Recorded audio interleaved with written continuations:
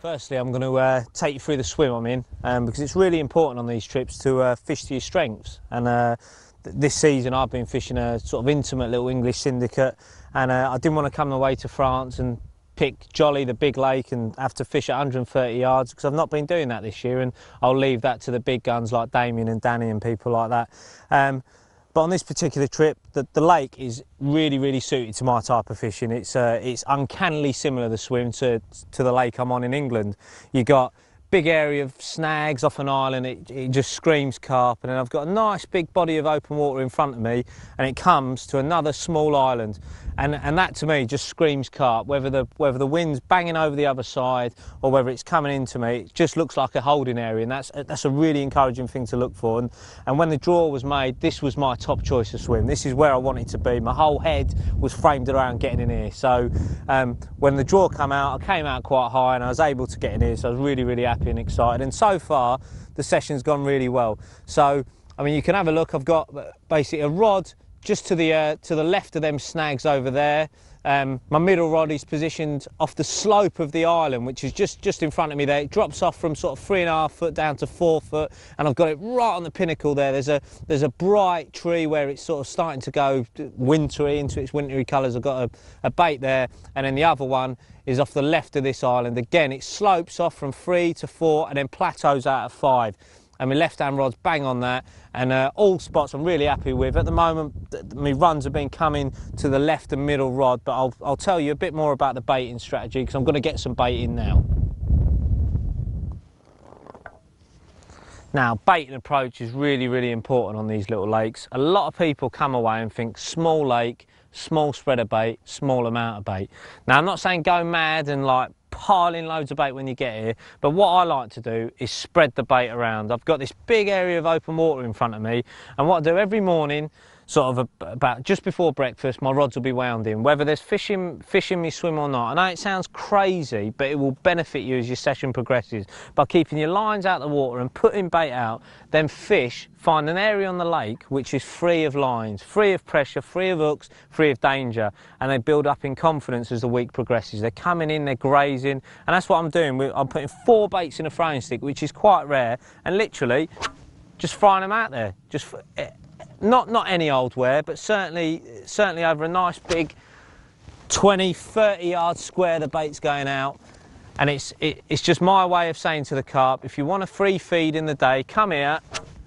I'm not going to fish for you, but at night I definitely will. And as you can see, that's a 10 kilo tube of boilies, and by sort of baiting little and often twice a day, I'm keeping the bait going in. It's trickling in, and there's no lines there. The carp are getting used to coming here and feeding.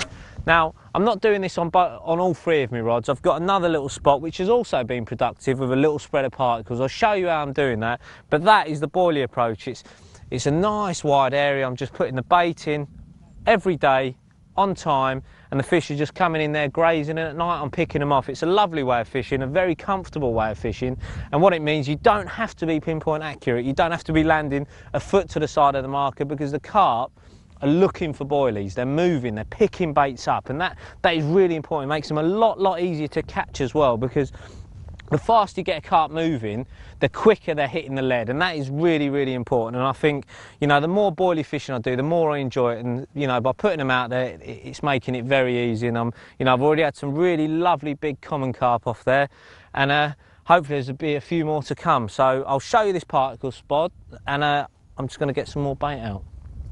Like I said, I haven't put all my eggs in one basket, and I've got a lovely little particle spot going there to the left of the islands I described earlier. Now, one of the reasons was I wanted to try out a new toy. It's a mini Skyliner, and for a small lake like this, it's absolutely perfect.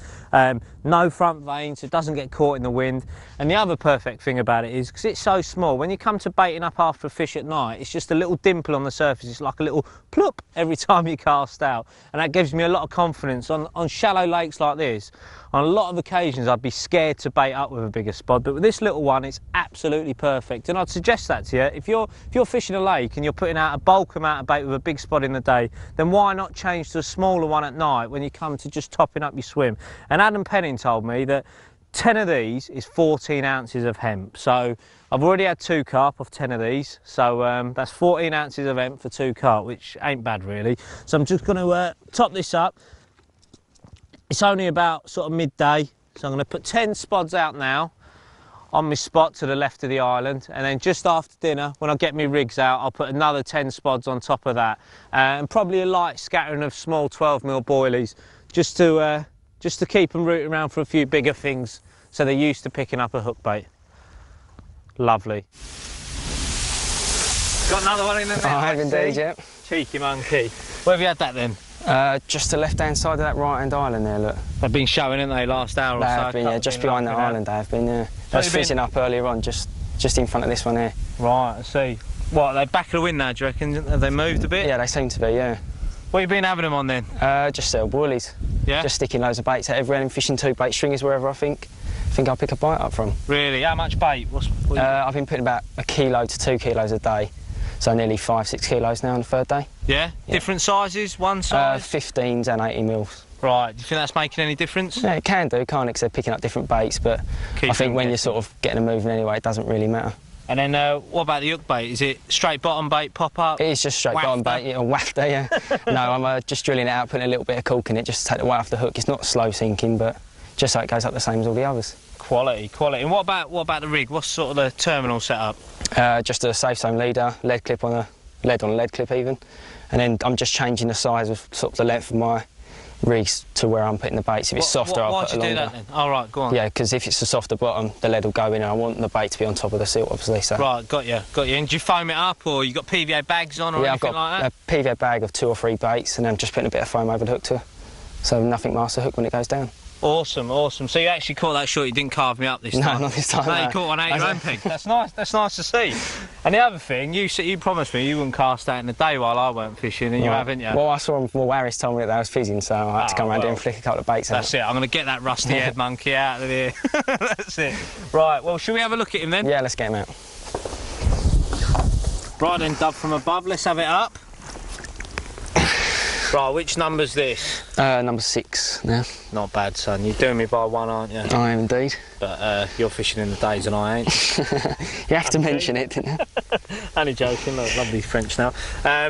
So it's an absolutely stunning fish. I think I'll have a little closer look at your rigs in your bivvy. Sure. And hopefully pick your brains a bit more, mate. But that's an absolute stunner. It is. It's one of the nicest ones of the trip, that, isn't it? For me, anyway. They are lovely, mate. It's quite rare because they're quite peas in a pod on here, and this one's got a few lovely scales, and yeah, brilliant. A few more to go, mate. Hopefully, yeah. Let's get them back out there. Awesome. Well done. Thank you very much.